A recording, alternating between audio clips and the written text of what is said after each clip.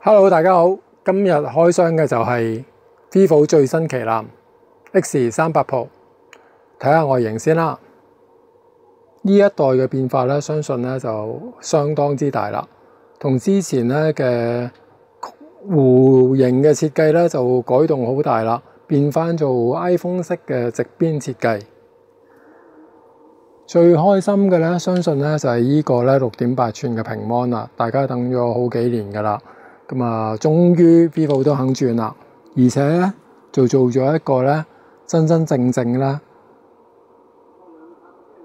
超窄邊，而且咧係4邊 balance 嘅，真係做到類似 iPhone 嗰個四邊等邊嘅效果出嚟啦，就冇咗咧下邊咧一個下巴仔，因為其實咧好多嘅內地廠牌咧，雖然咧係窄邊，但係下邊嗰橛咧始終會粗少少嘅。咁 Vivo 咧似乎做到咧一個咧完全對稱嘅等邊出嚟。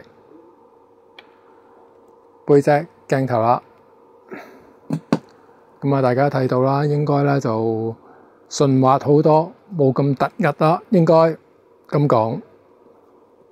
就冇之前咧咁特登做一級出嚟順啲嘅，咁啊講直接攞上一代 X200 Ultra 出嚟比較下啦。咁首先機身稍為薄翻少少，輕輕薄翻少少啦。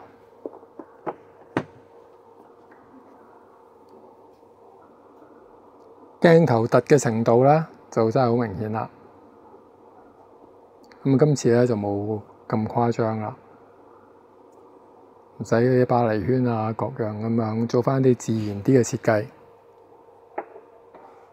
CPU 方面咧，全球首發，天璣9500，電池6510mAh， 90W 有線快充，50W 無線充。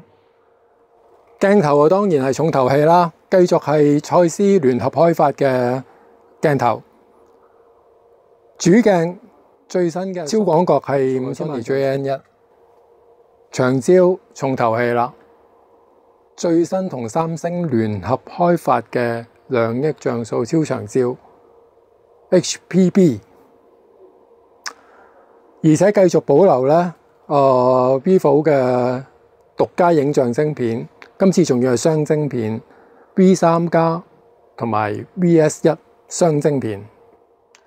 影相方面咧比較特別啲咧，今次咧係可以咧俾你手動咧去選擇咧個2億高像素出嚟，無論係正常嘅影相啦，或者人像啦，都可以咧手動咧去校翻個2億高像素，畫面嘅質素更加高。人像方面咧 ，Vivo 當然係靚啦。咁之前咧，可能大家覺得味精太重，今次係佢新增咗一個咧真實嘅模式。咁啊，稍後再同大家詳細再玩啲影相嘅效果，出去影靚俾大家睇。另外，今次咧 Ultra 級嘅嘢下放到落去 Pro 版本嘅咧。就係呢個長焦增距鏡套裝啦。早幾個月咧，大家咧瘋狂嘅演唱會神器長焦增距鏡啦。今次 X38 Pro 亦都有得玩，有佢專用嘅長焦套裝。咁長焦鏡頭嗰一 part 咧，就其實咧同200 Ultra 咧嗰個咧係一樣嘅。咁當然啦，X38 Pro 有佢自己嗰個機身嗰個套咯，同埋手柄咯。稍後就會見到㗎啦，大家。同埋今次有個新顏色，就係個淺藍色嘅套裝。X38 Pro 咧可以話集合晒咧所有 Vivo 近排受歡迎嘅功能於一身啊！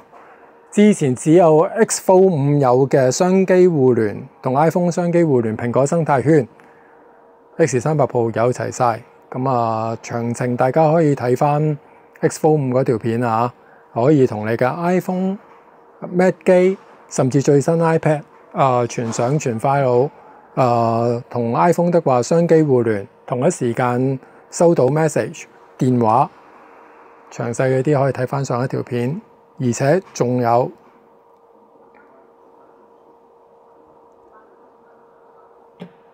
佢亦都係 Vivo 第一部支援 Apple Watch 嘅直身機。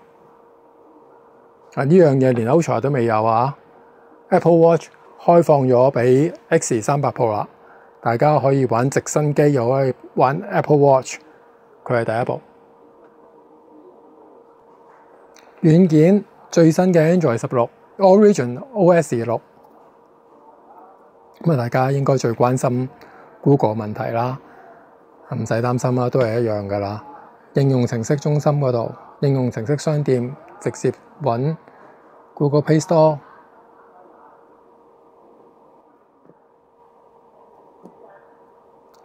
揾到 Google Play 商店，撳一撳下載，開啟，完，就係咁簡單，仍然係咁簡單，大家唔使煩。